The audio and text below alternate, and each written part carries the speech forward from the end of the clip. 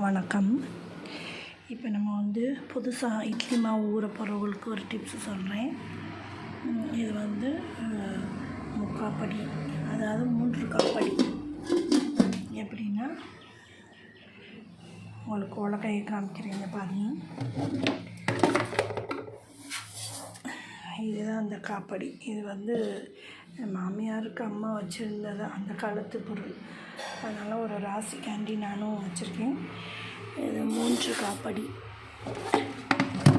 இதில் 3 உலக்கு போடணும். அடுத்து உளுந்தம்பருப்பு.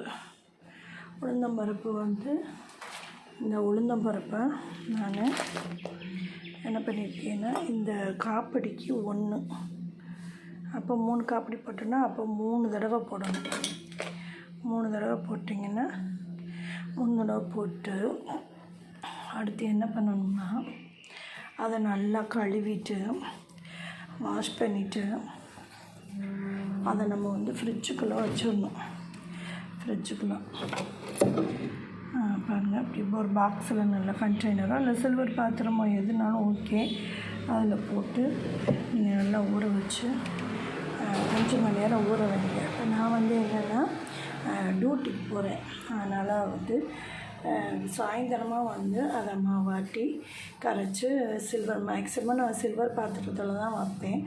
அதனால் சில்வர் பாத்திரம் 3 இதில் வச்சுட்டிங்கன்னா 1 வீக் கோல்டுன்னு யூஸ் பண்ணுறதை பொறுத்து நம்மளுக்கு அது பயனாக கிடைக்கும். இந்த மாதிரி நீங்கள் செஞ்சு பாருங்கள். நான் வச்சுருக்கிறது அல்ட்ரா கிரைண்டர் தான் வச்சுருக்கேன். இது எனக்கு ரொம்ப பிடிக்கும். இந்த கிரைண்டர் பாருங்கள். இந்த கிரைண்டரு, இதோட கல் கோன் சைஸில் இருக்கும். இந்த கல் ஈஸியாகவும் இருக்கும், ஆட்டுறதுக்கு எடுக்கிறதுக்கு ஈஸியாக இருக்கும்.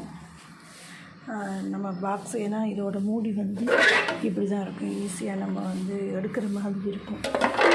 அல்ட்ரா கிரைண்டர்லேயும் இது ஒரு மாடல். 3/4 படி கூட நம்ம ஒரே இதில் என்ன செஞ்சிடலாம், போட்டுடலாம். அந்த மாதிரி போட்டு நீங்கள் இந்த கிரைண்டர்னாலும் ஓகே, இந்த மெத்தடில் போட்டு கரைச்சி நைட்டு ஒரு பொழுது புளிக்க வச்சிடுவேன். நான் புளிக்க வச்சு தான் காலையில் எடுத்து பாக்ஸஸில் ஊற்றுவேன். புளிக்காமல் வைக்க மாட்டேன். அது எனக்கு பிடிக்காது. அதே மாதிரி நீங்களே செஞ்சு பார்த்துட்டு நல்லா சுவையான இட்லி. நன்றி.